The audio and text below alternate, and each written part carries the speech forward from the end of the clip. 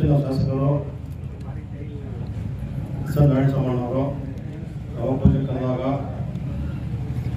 Time ಸರಿಯಾಗಿ ಬಂದು ನಮ್ಮ ಪೂಜಾ ಕಾರ್ಯಕ್ರಮದಲ್ಲಿ ಭಾಗವಹಿಸಿ ನಮ್ಮ ಪೂಜೆಯನ್ನು ನೆರವೇರಿಸಿದ್ದಾರೆ.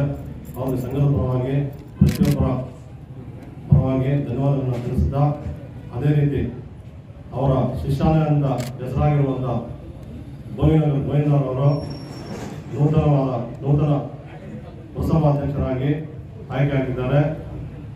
ನಮ್ಮ ಎಸ್ ಎನ್ ನಾರಾಯಣಸ್ವಾಮಣ್ಣವರು ಗೋವಿಂದರವರನ್ನ ಪ್ರೆಸಿಡೆಂಟ್ ಮಾಡಲೇಬೇಕು ಅಂತ ಪಣ ತೊಟ್ಟು ಪ್ರೆಸಿಡೆಂಟ್ ಮಾಡಿದ್ದಾರೆ.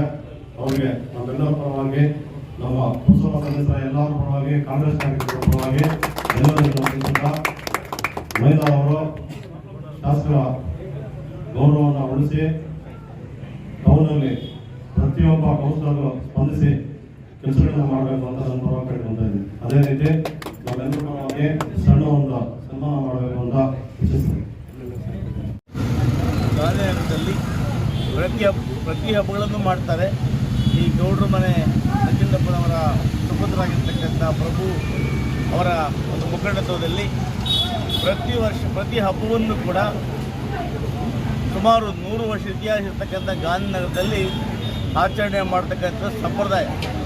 ಅದೇ ರೀತಿಯಾಗಿ ಇವರು ಪ್ರತಿ ಹಬ್ಬವನ್ನು ಶ್ರೀರಾಮನವಮಿ ಆಗ್ಬೋದು, ಗಣಪತಿ ನವಮಿ ಆಗ್ಬೋದು, ಯಾವುದೇ ಹಬ್ಬ ಸಂಕ್ರಾಂತಿ ಆಗ್ಬೋದು, ವಿಜೃಂಭಣೆಯಿಂದ ಬಂಗಾರಪೇಟೆಯಲ್ಲಿ ಸಂಕ್ರಾಂತಿ ಮಾಡ್ತಕ್ಕಂಥದ್ದು ಕೇವಲ ಗಾಂಧಿನಗರದಲ್ಲಿ ಮಾತ್ರ.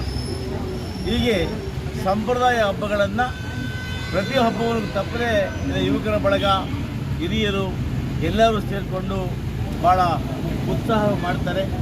ಇವತ್ತು ಕೂಡ ಗೌರಿ ಗಣಪತಿ ಹಬ್ಬವನ್ನು ಎಲ್ಲರೂ ಮಿತ್ರರು ಸೇರಿಕೊಂಡು ಇಲ್ಲಿ ಭಾಳ ಸಂತೋಷವಾಗಿ ನೆರವೇರಿಸಿಕೊಂಡಿದ್ದಾರೆ. ನನ್ನನ್ನು ಕೂಡ ಬಹಳ ವರ್ಷಗಳಿಂದ ಪ್ರತಿ ಬಾರಿಯೂ ಕೂಡ ಇಲ್ಲಿ ಗಣೇಶನ ಪ್ರತಿಷ್ಠಾಪನೆ ಕರೀತಾರೆ. ನಾನು ಬಂದು ಆ ಗಣಪತಿ ಆಶೀರ್ವಾದವನ್ನು ಪಡಿತೇನೆ. ಇವತ್ತು ಗಣಪತಿ ಎಲ್ಲ ವಿಷಯಗಳನ್ನು ನೆರವೇರಿಸಿ ಸಮಸ್ತ ಜನತೆಗೆ ಒಳ್ಳೆಯದನ್ನು ಮಾಡಿ ಒಳ್ಳೆ ಮಳೆ ಬೆಳೆ ಆಗುವಂತೆ ಭಗವಂತ ಆಶೀರ್ವಾದವನ್ನು ಮಾಡಿ ಸರ್ವರಿಗೂ ಸನ್ಮಂಗಳ ಉಂಟು ಮಾಡಲಿ. ಎಲ್ಲರೂ ಕೂಡ ಒಂದು ಆತ್ಮೀಯತೆ, ಪ್ರೀತಿ, ಸೋದರತ್ವ ಇವೆಲ್ಲ ಭಾವಗಳಿಂದ ಒಗ್ಗಟ್ಟಾಗಿ ಈ ಒಂದು ಬಂಗಾರಪೇಟೆ ನಗರದಲ್ಲಿ ಅಭಿವೃದ್ಧಿಗೆ ಸಹಮತ ಆ ಭಗವಂತನ ಪ್ರಾರ್ಥನೆ ಮಾಡಿ ಎಲ್ಲರೂ ಕೂಡ ಗೌರಿಗಳ ಹಬ್ಬದ ಶುಭಾಶಯಗಳನ್ನು ಕೋರ್ತೇನೆ. ಕೂಡ ವಿನಾಯಕನ ಕೃಪೆಯಿಂದ ಸರ್ವರು ಕ್ಷೇಮವಾಗಿರಲಿ, ಸರ್ವರು ಕೂಡ ಒಳ್ಳೆಯದಾಗಲಿ.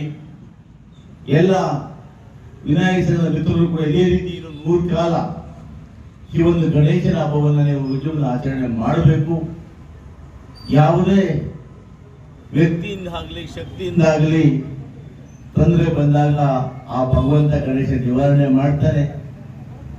ಭಗವಂತನಲ್ಲಿ ನಂಬಿಕೆ ಇಟ್ಟು ಇನ್ನು ಮುಂದಿನ ವರ್ಷ ಬಹಳ ವಿಜೃಂಭಣೆಯಿಂದ ಮಾಡಬೇಕು ಅಂತೇಳಿ ತಮ್ಮಲ್ಲಿ ವಿನಂತಿಯನ್ನು ಮಾಡ್ತಾ, ತಾವು ಮುಂದಿನ ವರ್ಷ ಮಾಡ್ತಕ್ಕಂಥ 3 ದಿವಸಗಳ ಒಂದು ಸಾಂಸ್ಕೃತಿಕ ಕಾರ್ಯಕ್ರಮವನ್ನ ನಾನೇ ಜವಾಬ್ದಾರಿಯನ್ನು ವಹಿಸಿಕೊಳ್ತೇನೆ.